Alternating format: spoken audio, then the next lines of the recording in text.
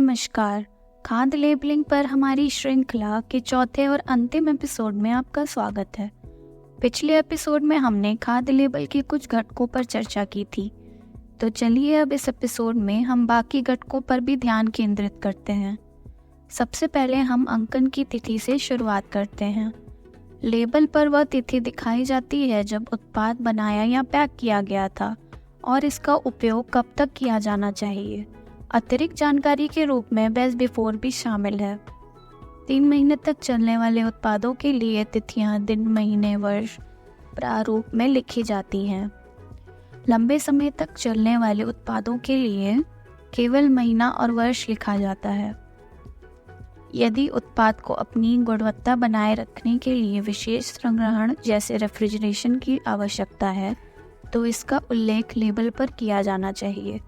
यदि आवश्यक हो तो पैकेज खोलने के बाद के निर्देश भी शामिल किए जाने चाहिए। ताज़े फल, कुछ मादक पेय पदार्थ और ठोस शर्करा जैसे कुछ वस्तुओं को उनके लेबल पर समाप्ति तिथि की आवश्यकता नहीं होती है। एयरलाइनों, रेलवे या मोबाइल खानपान सेवाओं में परोसे जाने वाले भोजन पर निर्माण की सटीक तिथि और समय दिखाया जाता है।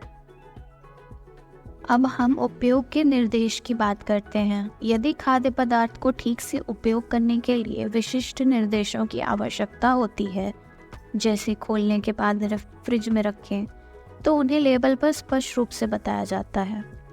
लेबल पर ऐसी सभी सामग्री सूचीबद्ध होती है जो एलर्जी का कारण बन सकती है, जैसे ग्लूटेन युक्त अनाज, क्रस्टेशियन जैसे केकड़ा, झींग मछली, झींगा, दूध, अंडे, मछली, नट, सोया, सल्फाइड्स जैसे सल्फर आधारित रसायन। यदि क्रॉस कंटामिनेशन के कारण उत्पाद में एलर्जन होने की संभावना है, तो यह संकेत भी दिया जाता है। उदाहरण इसमें नट्स हो सकते हैं। FSSAI चिन्ह और खाद्य व्यवसाय का लाइसेंस नंबर लेबल पर दिखाई देना आवश्यक है। इसमें निर्माता, विपणक या आयातक का लाइसेंस नंबर शामिल है। प्रत्येक खाद्य व्यवसाय अपने परिसर में अपना पंजीकरण, लाइसेंस नंबर या खाद्य सुरक्षा प्रदर्शन बोर्ड प्रदर्शित करते हैं। फोर्टिफाइड और ऑर्गेनिक खाद्य पदार्थों के लिए विनियमों के अनुसार विशिष्ट चिन्ह होते हैं। यदि खाद्य पदार्थ भारत में आयात किया जाता है तो लेबल पर उस देश का नाम लिखा होता है जहां इसका उत्पादन किया गया था।